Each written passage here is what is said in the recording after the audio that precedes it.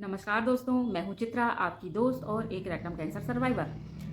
दोस्तों, कल मैंने आपको अपनी कहानी में बताया कि रेक्टम कैंसर के क्या क्या लक्षण होते हैं और मुझे क्या क्या लक्षण हो रहे थे, मुझे क्या क्या सिम्टम्स हो रहे थे। ये मैंने आपको कल अपनी स्टोरी के माध्यम से बताया। दोस्तों, एक और सिम्टम्स था जो मुझे हो रहा था कि मेरे हीमोग्लोबिन लगातार कम हो रहा था। मेरा हीमोग्लोबिन 6% हो गया था उस समय, जबकि मैं प्रेग्नेंट थी और मुझे कमज़ोरी भी लगती थी। लेकिन चूंकि मैं प्रेग्नेंट थी इसलिए लगा कि ये प्रेगनेंसी के कारण भी हो सकता है। दोस्तों, मुझे सही डॉक्टर तक पहुंचने में ही 1 साल का समय लग गया, क्योंकि मैं प्रेग्नेंट थी और उस समय मेरे पास कोई ऑप्शन नहीं था। यदि दोस्तों आप में से किसी को इस तरीके के सिम्टम दिखते हैं तो आप बिल्कुल भी अवॉइड ना करें और तुरंत डॉक्टर के पास जाएं। हो सकता है दोस्तों आपको कैंसर ना हो, लेकिन समझदारी ही बचाव है। हमें हमेशा अवेयर रहना चाहिए, क्योंकि दोस्तों आजकल कैंसर की बीमारी बहुत अधिक तरीके से तेज़ी से बढ़ रही है। दोस्तों, कल मैंने आपको बताया था कि मैं डॉक्टर के पास पहुंची और मैंने कहा, डॉक्टर अब मैं दवाई नहीं खाऊंगी, आप मेरा टेस्ट करिए, उसके बाद ही मैं दवाई खाऊंगी। डॉक्टर ने मेरे टेस्ट किए, डॉक्टर ने मेरा सीटी स्कैन किया, उन्होंने मेरी सोनोग्राफी की और उन्होंने कोलोनोस्कोपी के लिए लिखा। दोस्तों, कोलोनोस्कोपी एक टेस्ट होता है जिसमें एनस, जहाँ से अपन मोशन पास करते हैं, वहाँ से एक नली डाली जाती है, उसमें कैमरा लगा हुआ होता है और कैमरे के माध्यम से वो हमारी पूरी आंत की जांच करती है, देखा जाता है, हमारी पूरी आंत को देखा जाता है। तो वही टेस्ट कोलोनोस्कोपी कहलाती है। वही मेरा टेस्ट डॉक्टर ने लिखा।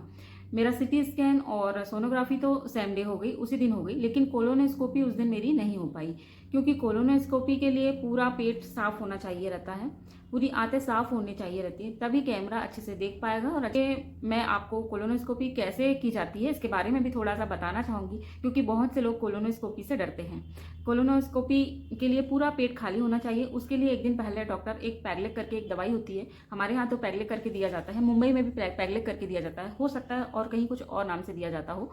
तो उससे पैगलेक करके एक पाउडर रहता है, 2 पाउच रहते हैं उसमें, उसे 2 से 2.5 लीटर पानी में घोला जाता है और उसे पिया जाता है। 1-1.5 घंटे के अंदर आप पूरा पानी खत्म कर लीजिए पी के, 2 घंटे के अंदर, ऐसा डॉक्टर्स कहते हैं। फिर उसके बाद आपको मोशन लगेंगे, पूरा पूरा बहुत ज़्यादा मोशन लगेंगे, आपका पूरा पेट साफ हो जाएगा। आप उसके बाद और भी अधिक पानी पी सकते हैं ताकि और अच्छे से आपका पेट साफ हो जाए, क्लीन हो जाए। फिर उसके बाद आप टेस्ट के लिए तैयार हो जाते हैं। तो उस दिन मेरा टेस्ट नहीं हो पाया, डॉक्टर ने मुझे पैगलेक पीने के लिए लिख के कहा और मैंने पैगलेक पिया। और दूसरे दिन जब मेरा पेट साफ हो गया तो मैं कोलोनोस्कोपी के लिए आई और उस दिन मेरा टेस्ट हुआ कोलोनोस्कोपी। कोलोनोस्कोपी जब डॉक्टर कर रहे थे तो उन्हें कुछ समझ में आया, कुछ गांठ समझ में आई, तो उन्होंने कोलोनोस्कोपी के साथ साथ ही मेरा बायोप्सी भी कर दिया। दोस्तों, बायोप्सी ही वो टेस्ट होता है जिसके माध्यम से ही कैंसर है ये कन्फर्म होता है। बायोप्सी में जो गांठ रहती है उसके 2, 3, 4, 5 टुकड़े काट लिए जाते हैं और वो फिर टेस्ट के लिए लैब में भेजे जाते हैं, जिससे ये कंफर्म होता है कि आपको कैंसर है या नहीं है। क्योंकि गांठें, सारी गांठें कैंसर नहीं होती हैं, गांठें नॉर्मल भी हो सकती हैं और कुछ गांठें कैंसर भी हो सकती हैं। सभी गांठ कैंसर नहीं होती है, इसीलिए बायोप्सी का टेस्ट किया जाता है, गांठ के कुछ टुकड़े काट कर उनकी जाँच की जाती है। और बायोप्सी की रिपोर्ट 1 हफ्ते बाद आने वाली थी, तो डॉक्टर ने मुझे कहा कि आप 1 हफ्ते बाद आइए और तब देखेंगे क्या रिपोर्ट आती है। डॉक्टर को शंका उसी दिन हो गई थी कि मुझे शायद कैंसर है या हो सकता है, तो डॉक्टर ने मेरे हस्बैंड को थोड़ा सा आगाह कर दिया था इस बारे में। और कोलोनोस्कोपी की रिपोर्ट आ चुकी थी और मेरे हस्बैंड ने भी वो रिपोर्ट पढ़ लिए थे, तो पढ़कर भी कुछ उन्हें ऐसा अंदाज़ा हो गया था कि शायद कुछ गड़बड़ है। फिर दोस्तों हम वापस आ गए नागपुर से घर और 1 हफ्ते बाद फिर से नागपुर गए।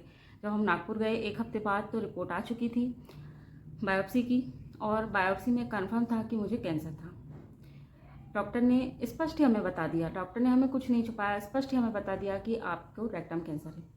दोस्तों, रेक्टम वो भाग होता है शरीर का, डाइजेस्टिव सिस्टम का पार्ट होता है। डाइजेस्टिव सिस्टम में आहार नाल, बड़ी आंत, छोटी आंत और रेक्टम होता है। वो पार्ट होता है जिसमें मल इकट्ठा होता है। रेक्टम शरीर का वह पार्ट होता है जिसमें मल इकट्ठा होता है, उस भाग में मुझे कैंसर था। बड़ी आंत का सबसे निचला पार्ट होता है जहाँ पर अपने हिप्स रहते हैं और हड्डियाँ भी रहती हैं, तो वहाँ पर थोड़ा सा ऑपरेशन में दिक्कत होती है। डॉक्टर ने मुझे स्पष्ट बताया कि आपको रेक्टम में कैंसर हो गया है। दोस्तों, कैंसर ऐसी बीमारी है जिसका नाम सुनते से ही एकदम से लोग घबरा जाते हैं। मैं भी घबरा गई। मैं इतनी भी बहादुर नहीं थी कि मैं कैंसर का नाम सुन के ना घबराऊं। मैं भी कैंसर का नाम सुन के घबरा गई। लेकिन हाँ, जिस भी व्यक्ति को कैंसर होता है, कोई भी कैंसर पेशेंट है, कोई भी है, या कोई भी व्यक्ति अपनी मौत के लिए कभी नहीं घबराता है। उसे डर लगता है कि हमारे बाद हमारे बच्चों का क्या होगा, हमारे रिलेटिव्स का क्या होगा, हस्बैंड का क्या होगा, बेटी का क्या होगा। यही बात सबसे ज़्यादा घबराती है, इसी बात से सबसे ज़्यादा डर लगता है। और मेरे हाथ में तो 4 महीने की बच्ची थी, उसे देखकर मुझे और भी अधिक घबराहट हुई कि ये क्या हो गया और ये कैसे हो गया। चलो ठीक है, कैंसर से मुझे फिर भी उतना डर नहीं था, उसके ट्रीटमेंट से भी उतना डर नहीं था, क्योंकि मेरी परवरिश कुछ ऐसी हुई थी कि मेरे पेरेंट्स ने हमेशा मुझे बताया था कि जब कोई चीज़ सामने आ जाए, एकदम सामने आ जाए, तब उससे डरना चाहिए, और जब तक सामने नहीं आती है तो उससे डटकर सामना करना चाहिए। और कैंसर मतलब मौत अभी मेरे सामने नहीं थी, मुझे अपने आप में इतनी कमज़ोरी फील नहीं होती थी। मेरा वेट 50 से और 45 हो चुका था, लेकिन मुझे इतनी कमज़ोरी नहीं होती थी। शायद इसलिए कि मैं मेंटली रूप से स्ट्रांग थी, इसलिए मुझे उतनी कमज़ोरी महसूस नहीं होती थी, पहले नहीं होती थी। जैसे ही डॉक्टर ने बोला कि कैंसर है, उसके बाद मैं और ऑब्जर्व करने लगी कि मुझे और क्या क्या तकलीफ़ें हो रही थी और क्या क्या दिक्कत हो रही थी। हम उसके बारे में और अधिक सोचने लगते हैं। तो मुझे कैंसर से उतना डर नहीं था, उसके ट्रीटमेंट से भी उतना डर नहीं था, लेकिन डॉक्टर जिस तरीके का ट्रीटमेंट बता रहे थे, मुझे उस चीज़ से बहुत अधिक डर था। मुझे ऐसा लगा कि ऐसा जीवन से तो अच्छा मर जाना बेहतर है। लोग मुझसे घृणा करेंगे, लोग मुझसे घिन करेंगे, लोग मेरे पास आके नहीं बैठना चाहेंगे। ऐसे जीवन से अच्छा है कि मैं मर जाऊं। डॉक्टर ने मुझे बताया कि हम जहाँ से मोशन करते हैं, वो जगह मेरी हमेशा के लिए बंद कर दी जाएगी, और नाभि के पास पेट के किनारे साइड में एक थैली लगा दी जाएगी, और जीवन भर मुझे मोशन वहाँ से करना होगा। मेरे लिए बहुत दुख की बात थी। मैं इस चीज़ को एक्सेप्ट नहीं कर पा रही थी, बिल्कुल भी एक्सेप्ट नहीं कर पा रही थी। आज तो मैं फिर भी इतने अच्छे से बोल पा रही हूँ, क्योंकि मुझे अभी 12 साल हो चुके हैं। लेकिन उस समय और उस दिन को मैं याद करती हूँ कि जब डॉक्टर ने ड्रॉ करके बताया कि इस तरीके से आपका काटा जाएगा और इस तरीके से आपका ऑपरेशन किया जाएगा, और नाभि के बाजू में सर्कल बना के उन्होंने बताया कि यहाँ पर आपको आँत का तो बाहर निकाल दी जाएगी और बैग लगा दिया जाएगा, और हमेशा आपको यहीं से मोशन पास करना होगा। लिटरली उस समय मेरे आँखों से आंसू निकल गए थे। आज तो मैं फिर भी आप लोगों को बता पा रही हूँ, उस समय मैं इतने सामर्थ्य में नहीं थी कि मैं कुछ बोल भी सकूँ। उन्होंने तो कहा, उन डॉक्टर ने तो कहा कि आप तुरंत एडमिट हो जाइए और तुरंत हम ऑपरेशन कर देते हैं, क्योंकि शायद बीमारी बहुत ज़्यादा बढ़ गई है। उन्होंने स्टेजेस तो नहीं बताए, पर उन्होंने ऐसा कहा कि आपको बिल्कुल इमीडिएटली एडमिट हो जाना चाहिए और ऑपरेशन करा लेना चाहिए। फिर हम लोग दूसरे डॉक्टर के पास गए सेकंड ओपिनियन के लिए।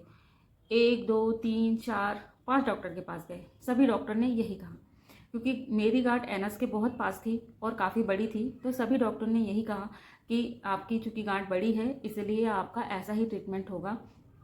मोशन के रास्ते को बचाना संभव नहीं है, मोशन का रास्ता आपका पूरी तरीके से बंद करना पड़ेगा, और आपका जो नाभि के बाजू से बैग लगाया जाता है उसे स्टोमा बैग कहते हैं मेडिकल भाषा में, स्टोमा बैग लगा दिया जाएगा और जीवन भर आपका उसी से मोशन पास होगा। दोस्तों, हमने सभी डॉक्टर्स की बात ध्यान से सुनी, और फिर हम लोगों ने थोड़ा रुक के कुछ डिसाइड किया। डॉक्टर्स का कहना था कि तुरंत जितने जल्दी से जल्दी हो सके ऑपरेशन करना ज़रूरी है। सभी डॉक्टर्स की बात हमने बहुत ध्यान से सुनी। फिर मेरे हस्बैंड मुझे एक बुक स्टॉल लेके गए। बुक स्टॉल में मेरे हस्बैंड ने एक बुक खरीदी जिसका नाम था it's not about the bike. Lance Armstrong की ये ऑटोबायोग्राफी थी, जिन्हें एक टेस्टिकुलर कैंसर था 4th स्टेज का, और 4th स्टेज की कैंसर की जंग उन्होंने जीती। और एक फ्रांस में साइकिलिंग की कोई चैंपियनशिप रहती है सबसे बड़ी, वो उन्होंने जीती 4th स्टेज के कैंसर को हराने के बाद। शायद मेरे हस्बैंड ये जानते थे कि कैंसर से लड़ने के लिए पॉजिटिव होना और मुझे मोटिवेट करना कैंसर के ट्रीटमेंट शुरू करने से पहले ज़्यादा ज़रूरी है, इसलिए उन्होंने मुझे एक बुक स्टोर में लेके गए और मेरे लिए वो किताब खरीदी। लेकिन दोस्तों, ऐसे समय में किसी भी पेशेंट के पास इतनी धीरज नहीं होती, इतना धैर्य नहीं होता, क्योंकि हम सभी मनुष्य हैं और हमारे अंदर इमोशंस होते हैं। किसी के भी पास अच्छे से अच्छा स्ट्रांग व्यक्ति भी उस समय हार जाता है, और अच्छे से अच्छे स्ट्रांग व्यक्ति के भी पास उस समय इतना धीरज नहीं रहता कि वो किसी बुक को पढ़ सके और मोटिवेशन ले सके। ये मोटिवेशन धीरे धीरे ही आता है, लोगों को देख के आता है, लोगों की बातें सुन के आता है, अपने आसपास पॉजिटिव लोगों की एनर्जी से आता है, एकदम से नहीं आता है। वो बुक मेरे हस्बैंड ने खरीदी थी ताकि मैं उसको पढूं, लेकिन मैंने उसे नहीं पढ़ा। मेरे हस्बैंड ने उसे पढ़ा और मुझे सुनाया भी, ताकि मैं मोटिवेट रहूं और मेरे मन में नेगेटिविटी ना आए और मैं ये सोचूं कि ठीक है, मुझे कैंसर हो गया है तो मैं भी बच सकती हूँ और ऐसा कुछ नहीं है कि इसका ट्रीटमेंट नहीं होगा। जब लैम आर्मस्ट्रांग 4th स्टेज के कैंसर से बच सकता है और साइक्लिस्ट चैंपियन बन सकता है, तो मैं भी इस कैंसर को हरा सकती हूँ और अपनी लाइफ अच्छे से जी सकती हूँ। ये मोटिवेशन पैदा करने के लिए मेरे हस्बैंड ने वो बुक खरीदी। दोस्तों, फिर हम घर आ गए। नागपुर से मेरे घर सिवनी तक की दूरी 150 किलोमीटर है और उस समय से जो मेरे आंसू गिरना चालू हुए, जो मैं रोना चालू हुई, तो हम लोग करीब शाम के 5-6 बजे वहाँ से बस में बैठे थे। घर पहुँचते बजते मुझे 8 बज गए थे। पूरे रास्ते भर मेरे आंसू निकलते रहे, सारी रात मेरे आंसू निकलते रहे और दूसरे दिन शाम तक मेरे आंसू निकलते रहे। मैं रो नहीं रही थी पर मेरे आंसू निकल रहे थे। मैं रोना नहीं चाहती थी लेकिन मेरे आंसू निकल रहे थे। मेरी बेटी थी 4 महीने की, मैं उसको देखती थी और मेरे आंसू निकल जाते थे, आंसू निकल जाते थे। उनमें मेरा कोई कंट्रोल नहीं था, मेरे आंसू कंटिन्यू निकल रहे थे। फिर दूसरे दिन जब शाम को मेरे देवर हैं, उन्होंने मुझसे कहा कि भाभी आप क्यों रो रहे हो? हमने किसी को नहीं बताया था कि क्या बीमारी हो गई है और क्या हो गया है और हम किस टेंशन में हैं, हमने किसी को नहीं बताया था क्योंकि हमको ऐसा लग रहा था कि सब लोग और भी परेशान होंगे, इसलिए हमने किसी को नहीं बताया था। मेरे सास ससुर भी काफ़ी एजेड थे, तो हो सकता है उन्हें कोई सदमा लगे, इसलिए हमने किसी को नहीं बताया था।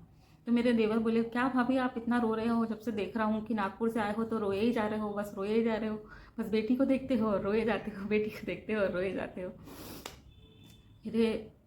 मेरे देवर को लगा कि मुझे पाइल्स है। पहले भी मुझे लगता था कि मुझे पाइल्स है, मैं बोलती भी थी कि मुझे कुछ गर्म चीज़ नहीं खानी है क्योंकि शायद मुझे ये है। तो मेरे देवर ने मुझे कहा कि ठीक है ना भाभी, कुछ नहीं, ऑपरेशन के लिए बोला है तो अपन ऑपरेशन करा लेंगे और हम लोग तो हैं, हम लोग सब तो हैं। मेरे देवर की कही हुई सिर्फ इतनी सी बात ने मुझे इतना हिम्मत दिया, क्योंकि मुझे सिर्फ चिंता अपनी बेटी की थी।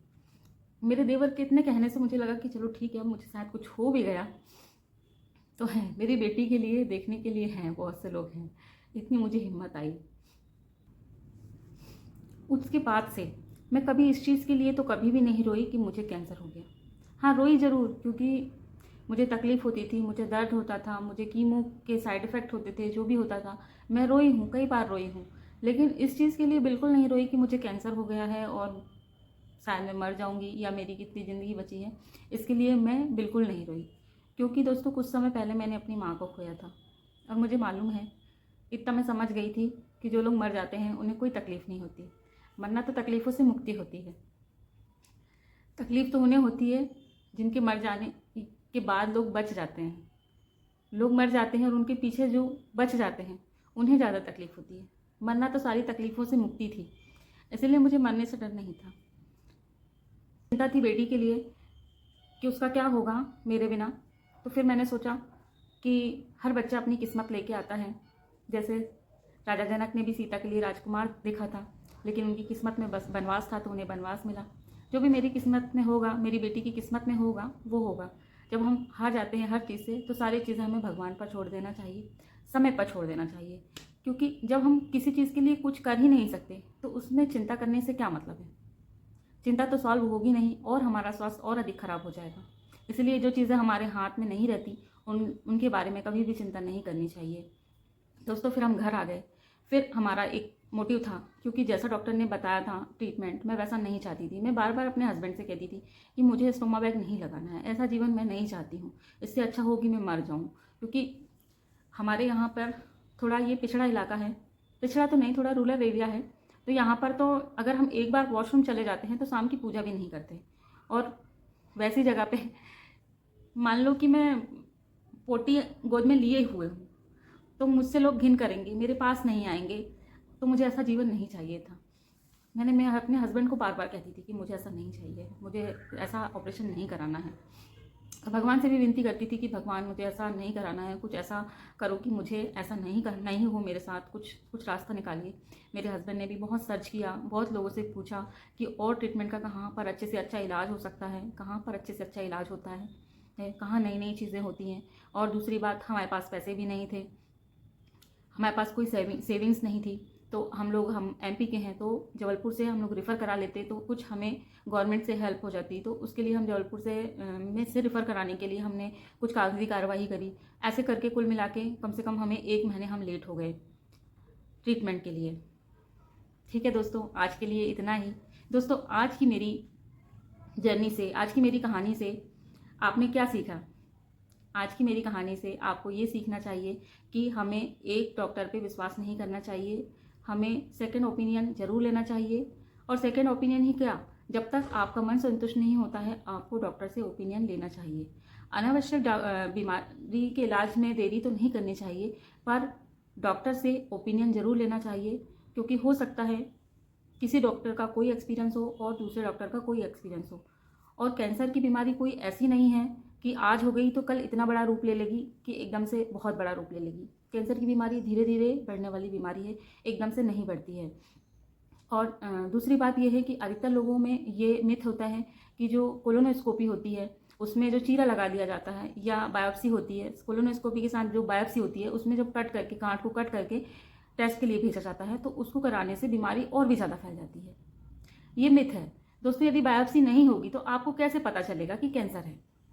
और बायोप्सी करने से कैंसर नहीं बढ़ता, कैंसर के ट्रीटमेंट में देरी करने से कैंसर बढ़ता है। तीसरी बात दोस्तों, हम लोगों ने पैसा इकट्ठा करने में टाइम लगाया, हमारे पास पैसा नहीं था, सेविंग्स नहीं थी, कोई हेल्प करने वाला नहीं था, किससे पैसे मांग ले इतने सारे। पता था कैंसर के इलाज में अधिक पैसे लगेंगे, तो हम रेफ़र कराने गए। दोस्तों, कई लोग पैसे अधिक लगेंगे ये सोचकर कैंसर का ट्रीटमेंट नहीं कराते हैं, लेकिन इसके भी बहुत सारे रास्ते हैं। आजकल गवर्नमेंट की बहुत सारी स्कीम चल रही हैं जिनसे आप कैंसर के ट्रीटमेंट में पैसों से हेल्प ले सकते हैं। क्राउड फंडिंग होती है, बहुत से लोगों ने अपना ट्रीटमेंट क्राउड फंडिंग के ही माध्यम से कराया है। बहुत से लोग ऐसे हैं जिनका ट्रीटमेंट हुआ है। लेकिन दोस्तों, जब तक आप घर से निकलेंगे नहीं, आप ट्रीटमेंट करने का संकल्प नहीं लेंगे, हम ये नहीं कहेंगे, तो कोई आपकी हेल्प कैसे करेगा? हॉस्पिटल में डॉक्टर को भी बताओ कि डॉक्टर, हम ये समस्या है, हम पैसे नहीं इकट्ठे कर पा रहे हैं, हमारे पास पैसे नहीं है इलाज के लिए, तो डॉक्टर भी सलाह देते हैं। और चैरिटी के माध्यम से भी बहुत सारे फंड इकट्ठे हो जाते हैं और ट्रीटमेंट होता है।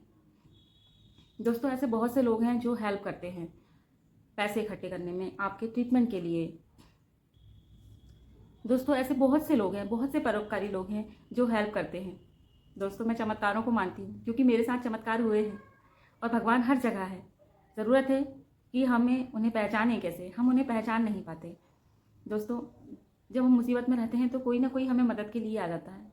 वो ईश्वर ही तो है, वो उनके माध्यम से ईश्वर ही हमारी मदद करते हैं। लेकिन जब हम आगे ही नहीं बढ़ेंगे, आगे कदम ही नहीं बढ़ाएंगे, तो कोई हमारी मदद कैसे करेंगे? ईश्वर हमारी मदद कैसे करेंगे? कहते हैं कि ईश्वर तभी मदद करते हैं जब हम अपनी मदद पहले खुद करें। वो कहते हैं ना, शाहरुख खान का डायलॉग है कि यदि हम किसी चीज़ को शिद्दत से चाहें तो सारी कायनात हमें उन्हें उससे मिलाने की कोशिश करती है। दोस्तों, मुझे डायलॉग ठीक से याद नहीं आ रहा है। यदि आपको आ रहा होगा तो कमेंट के माध्यम से ज़रूर बताइएगा। आज के लिए इतना ही। मेरी कहानी आपको कैसी लगी कमेंट के माध्यम से ज़रूर बताइएगा, और आप लोग कहाँ कहाँ से देख रहे हैं ये भी बताइएगा। नेक्स्ट वीडियो में मैं आपको बताऊँगी कि मेरा कैसा ऑपरेशन हुआ और कहाँ ऑपरेशन हुआ। दोस्तों, आपको मेरी स्टोरी कैसी लग रही है, और आपको क्या ये कुछ इन्फॉर्मेटिव लग रही है, कुछ चीज़ें आपको इससे सीखने को मिल रही है, कमेंट के माध्यम से ज़रूर बताइएगा। मेरे चैनल को लाइक करिएगा और सब्सक्राइब करिएगा, ताकि ये मोटिवेशन और भी लोगों के पास पहुंच सके। और यदि कोई कैंसर पेशेंट किसी जगह पर नेगेटिव हो रखा होगा या डिमोटिवेट होकर बैठा होगा, तो उस तक पॉजिटिविटी पहुंच सके, आप लाइक कर सब्सक्राइब कर किसी कैंसर पेशेंट की मदद कर सकते हैं। और मेरा जो लक्ष्य है कैंसर अवेयरनेस फैलाने का, उस पर मदद कर सकते हैं। Thank you.